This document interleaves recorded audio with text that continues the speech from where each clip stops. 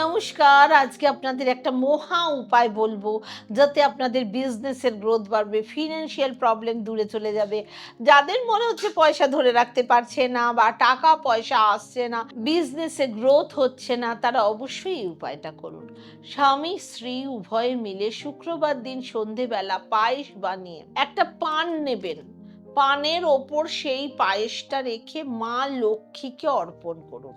মা লক্ষ্মীর সামনে প্রদীপ জ্বালিয়ে মা লক্ষ্মীর আরতি করুন এবং এই উপায়টা ৩ মাস টানা করতে থাকুন। আপনি নিজেই বুঝতে পারবেন আপনার টাকা পয়সার কোথা থেকে কোথায় চলে আসছে। আপনার বিজনেসে গ্রোথ, প্রচুর পরিমাণে গ্রোথ বাড়ছে। আপনি নিজেই এর ফল পাবেন।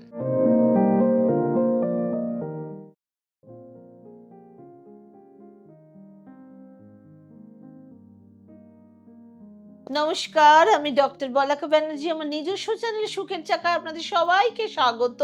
আপনাদের জন্মকুষ্ঠী বিশ্লেষণ করতে চাইলে তাহলে অবশ্যই ডেসক্রিপশন বক্সে দেওয়া নাম্বারের সাথে যোগাযোগ করুন এবং যারা অ্যাস্ট্রোলজি কোর্স শিখতে চাইছেন তারা অবিলম্বে আমাদের সুখের চাকা ইনস্টিটিউশন অফ পাম অ্যাস্ট্রো রিসার্চের সাথে যোগাযোগ করুন। ডেসক্রিপশন বক্সে আমাদের হোয়াটসঅ্যাপ নাম্বার রয়েছে। এই নাম্বারে মেসেজ করে আপনাদের নাম রেজিস্টার করুন। আমাদের অ্যাস্ট্রোলজি কোর্স এপ্রিল মাস থেকে শুরু হতে চলেছে, তাই অবিলম্বে যোগাযোগ করুন।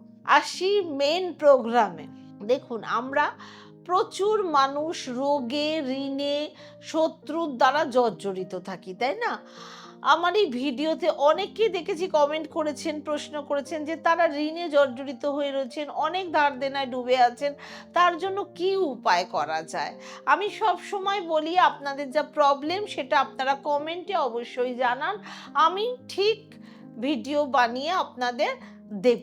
আজকাল ধার দেনা, রোগ ব্যাধি একটু বেশি পরিমাণে দেখা যায়। মানুষের মধ্যে সমস্যা আসতেই থাকে। চারিদিকে শত্রু বেড়ে গেছে, শত্রু পেছনে পা ছাড়ে না। এই ধরনের অনেক প্রবলেম এখন হয়। ফিনান্সিয়াল প্রবলেম বেড়ে গেছে। যেমন ধরুন, আপনার বাড়ির কেউ রোগ ব্যাধিতে পড়লে তার পেছনে তো টাকা পয়সা প্রচুর পরিমাণে খরচা হয়। সেক্ষেত্রে এই ধরনের সমস্যা হলে আপনাদের কি করা উচিত, সেই সমস্ত নিয়েই আজকে আমি আলোচনা করব। যদি কারোর সিক্সথ হাউস খারাপ থাকে তাহলে এই প্রবলেমগুলো তার সাথে ঘটবে। সেক্ষেত্রে আপনাকে সবার আগে দেখতে হবে সিক্সথ হাউস দুষ্প্রভাবযুক্ত আছে কিনা, মানে কোনো খারাপ গ্রহ অবস্থান করছে কিনা, সিক্সথ হাউসের মালিক কোনো খারাপ পজিশনে আছে কিনা। যদি আপনার সিক্সথ হাউসের মালিক স্ট্রং থাকে তাহলে আপনি এই সমস্ত প্রবলেমের সাথে লড়তে পারবেন এবং আগে এগিয়ে যেতে পারবেন। সেক্ষেত্রে আপনাদের সিক্সথ হাউস নয়তো কমজোর রয়েছে বা সিক্স হাউসের মালিক খারাপ পজিশনে আছে, আর নয়তো লগ্নের মালিক সিক্সথ হাউসে বিরাজ করছে। এই সমস্ত কিছু সবার আগে দেখে নিতে হবে। যদি ওই ধরনের জিনিস আপনার জন্মকুষ্ঠিতে থেকে থাকে তাহলে আপনার জীবনের সমস্যা কোনো দিনও দূর হবে না। উপরন্তু দিন দিন একের পর এক সমস্যা বাড়তেই থাকবে।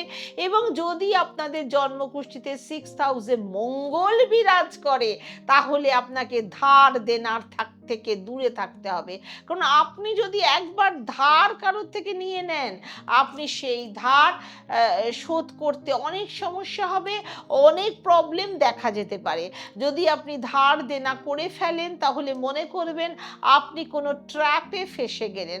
বৃহস্পতির মতন গ্রহ যদি সিক্স হাউসে থাকে তাহলে কখনোই আপনাকে ধার দেনা নেওয়া উচিত হবে না। যদি শনি আপনার সিক্স হাউসে থাকে তাহলেও আপনাকে ধার দেনা থেকে দূরে থাকতে হবে। সেক্ষেত্রে এই সমস্ত প্রবলেম থেকে মুক্তি পাওয়ার জন্য আপনাদের একটা মহা উপায় বলে দেবো, যেটা হলো আপনাদেরকে শ্রী দুর্গা কবচের মন্ত্র পাঠ করতে হবে। সেক্ষেত্রে এই মন্ত্রটা, দুর্গা শ্লোক যদি আপনারা প্রত্যেক দিন পাঠ করতে পারেন, আপনাদের মাথার ওপর যা কিছু প্রেশার রয়েছে, ধার দেনা রয়েছে, ফিনান্সিয়াল প্রবলেম রয়েছে, পরিবারের মধ্যে রোগ ব্যাধি মধ্যেই রয়েছে, যে সমস্ত কিছু আস্তে আস্তে দূর হতে থাকবে। এবং এর সাথে সাথে আপনাকে দেবী মায়ের সামনে একটা প্রদীপ জ্বালাতে হবে এবং আপনার সমস্ত মনস্কামনা তাকে জানাতে হবে, তাকে বলতে হবে আপনার সমস্যার সমাধান করার জন্য। এবং ২ নাম্বার উপায় হচ্ছে শ্রী গজেন্দ্র মোক্ষ মন্ত্র পাঠ করতে হবে। নিজের মনস্কামনা জানানোর জন্য সবার প্রথমে আপনাকে একটা ভালো মানুষ হতে হবে এবং আপনাকে একটা শুদ্ধ মন তৈরি করতে হবে। আপনার কারণ ঈশ্বর অবধি আপনার আওয়াজ পৌঁছানোর জন্য সবার প্রথমে আপনার বিচারের উপর শুদ্ধতা রাখতে হবে। যদি আপনার ইন্টেনশন পরিষ্কার থাকে, আপনার বিচার ভালো থাকে, আপনার চিন্তাধারা ভালো থাকে, তাহলে অবশ্যই ঈশ্বরের কান অবধি আপনার প্রার্থনা পৌঁছাবেই পৌঁছাবে। এই মন্ত্রটা যদি আপনি সংস্কৃতিতে পড়তে না পারেন, তাহলে আপনি হিন্দি ভাষাতেও পড়তে পারেন, কিন্তু চেষ্টা করবেন আপনার মন্ত্রগুলো পড়া যাতে ঠিকঠাকভাবে হয়।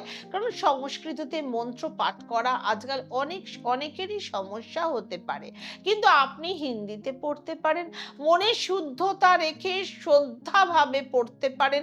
দেবী মায়ের মন্ত্রটি আপনি যে কোনো শুক্রবার করে পড়তে পারেন এবং গজেন্দ্র মোক্ষের মন্ত্র আপনি বুধবার করে পড়তে পারেন। যদি পারেন রোজ পাঠ করবেন, আর যদি সম্ভব না হয় তাহলে প্রত্যেক বুধবার পাঠ করবেন। যদি আপনি এই দুটো উপায় ঠিকঠাকভাবে করতে পারেন, তাহলে আপনার 6 হাউস রিলেটেড প্রবলেম, রোগ, ঋণ, ফিনান্সিয়াল প্রবলেম সমস্ত কিছু দূর হয়ে যাবে। আপনার জীবনে আপনি শুধরে যাবেন। যদি আপনি দুর্গা কবচ পাঠ না করতে পারেন, তাহলে মা দুর্গার 7টি শ্লোক প্রত্যেক দিন পড়তে পারেন, এতেও আপনার সমস্যা দূর হবে। নবরাত্রি চলছে, অবশ্যই মনস্কামনা জানিয়ে আপনি এই মন্ত্র পাঠ করুন। না পারলেও ওং ঐং হ্রিং ক্লিং চামুণ্ডায় বিচ্ছে, ওং ঐং হ্রিং ক্লিং চামুণ্ডায় বিচ্ছে। আমি বহুবার নবরাত্রিতে এই মন্ত্রের কথা বলেছি।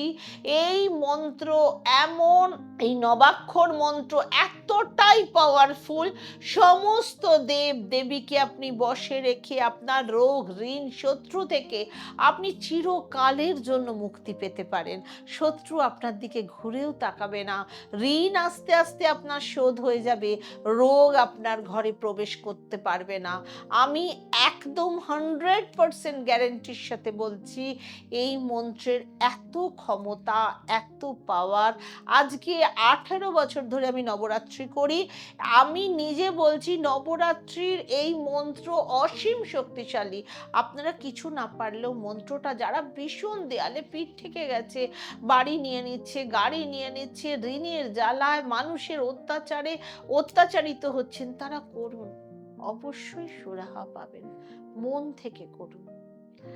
ভালো থাকুন, সুখে থাকুন, নতুন বছর আপনাদের খুব ভালো কাটুক।